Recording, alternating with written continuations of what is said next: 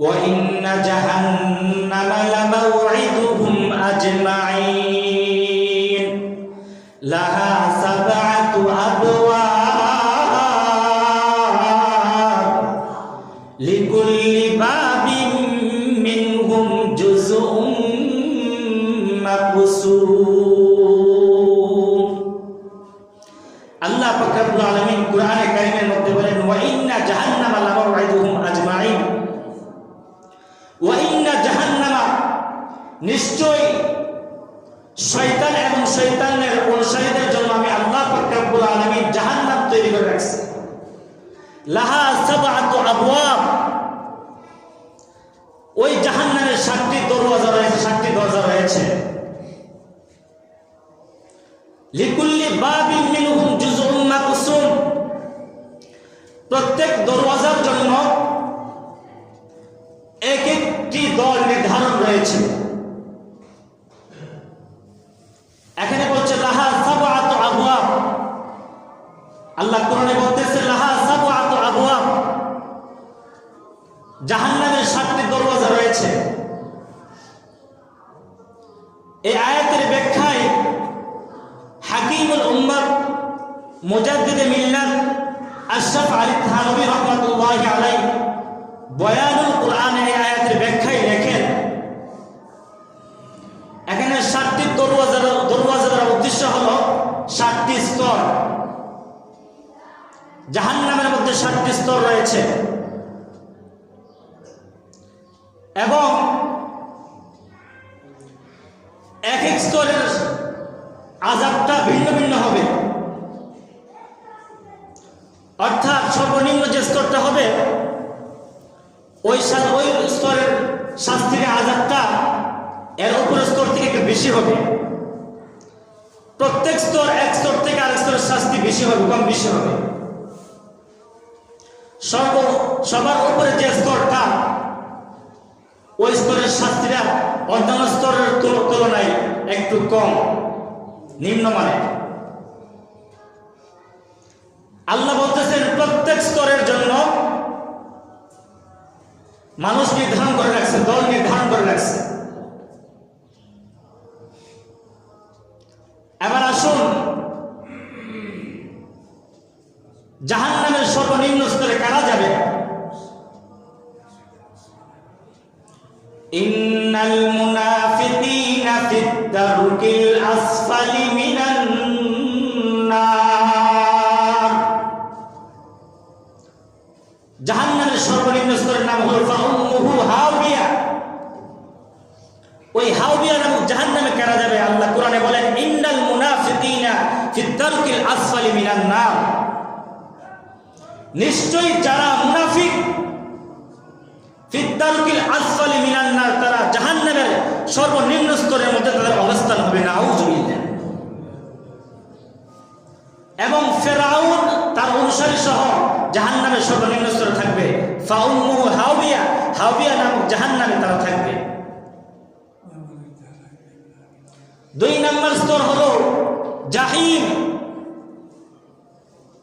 এই জাহান্নামে কারা থাকবে এই জাহান্নামে যারা মূর্তি পূজা করে যারা আগুনের পূজা করে যারা মুশরিক তারা জাহান্নামের মধ্যে থাকবে 3 নম্বর স্তরের নাম হলো লাযা কাল্লা ইন্নাহা লাযা নাযাআতাল লিশাওয়া ওই 3 নম্বর স্তরের মধ্যে কারা থাকবে যারা দুনিয়ার মধ্যে নাস্তিক হয়ে গেছে তারা 3 নম্বর স্তরের মধ্যে থাকবে 4 নম্বর স্তরের নাম হলো সাকর আল্লাহ কোরআনে বলেন মা সালাকাকুম ফি সাকর ওই সাকর নামক জাহান্নামে কারা থাকবে ওই সাকর নামক জাহান্নামে শয়তান এবং শয়তানের অনুসারী যারা তারা সাকর নামক জাহান্নামের মধ্যে থাকবে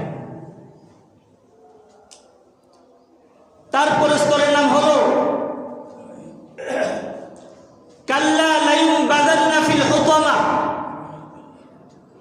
হুতামা নামক জাহান্নাম ওই স্তরের মধ্যে কারা থাকবে ওই স্তরের মধ্যে যারা ইহুদি তারা হুতবা নামক জাহান্নামের মধ্যে থাকবে।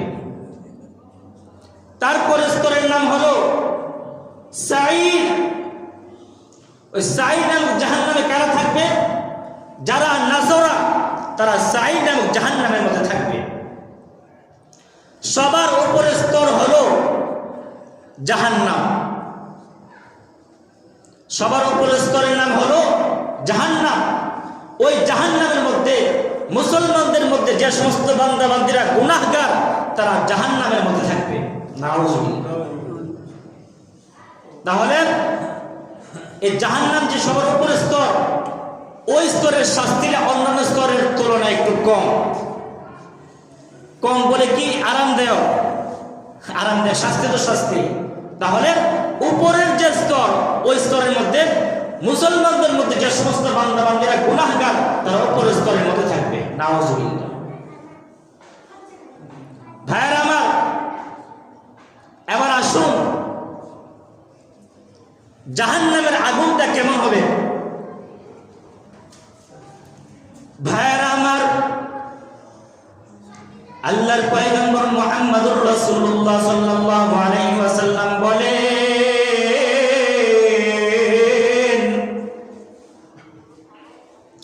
আল্লাহ পাক রব্বুল আলামিন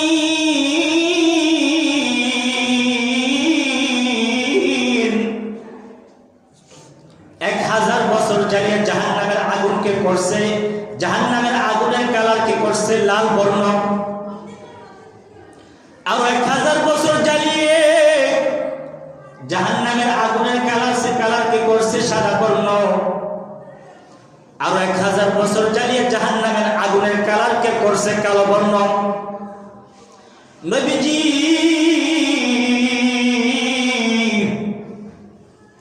ফাহিয়া, হাদিসের মধ্যে বলেন ফাহিয়া সাউদাউন মুসলিমাতুন। বর্তমান জাহান্নামের যে আগুনের কালারটা হচ্ছে, ওই কালারটা হচ্ছে কালো। নাউযুবিল্লাহ। ভাইয়েরা আমার, জাহান্নামের আগুন এত ভয়ঙ্কর আগুন, আমরা দুনিয়ার মধ্যে সাধারণত মোমবাতির আগুনের মধ্যে আঙ্গুল রাখতে পারি না। নবীজি হাদিসের মধ্যে বলেন, জাহান্নামের আগুনটা হচ্ছে দুনিয়ার আগুন থেকে 70 গুণ বেশি তেজওয়ালা। আর দুনিয়ার আগুন হচ্ছে জাহান্নামের আগুন থেকে 70 গুণ কম তেজওয়ালা। 70 গুণ কম তেজওয়ালা আগুনের মধ্যে আমরা আঙ্গুলটা রাখতে পারি না।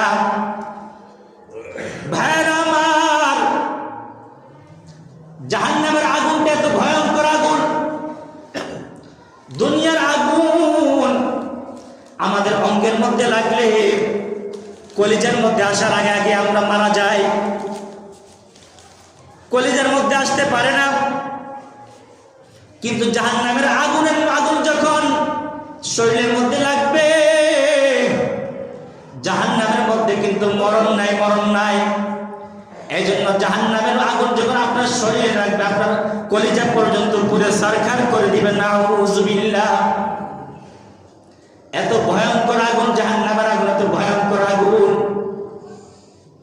জাহান্নামটা কতটুকু গভীর, জাহান্নামের গহীন কতটুকু। নবীজি একবার সাহাবায়ে কেরাম দেখলেন একটা মজলিসের মধ্যে বসা, হঠাৎ একটা আওয়াজ শুনতে পেলেন। নবীজি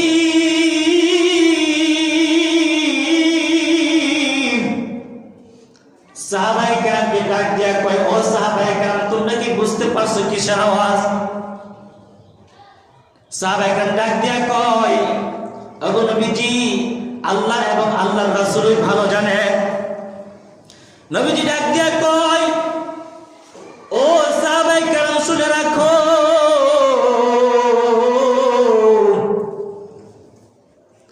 আল্লাহ পাক রব্বুল আলামিন 70 বছর আগে জাহান্নামের উপর থেকে একটা পাথর ফেলেছিল। ওই পাথরটা 70 বছর পরে গিয়ে জাহান্নামের নিম্ন স্তরে লাগছে।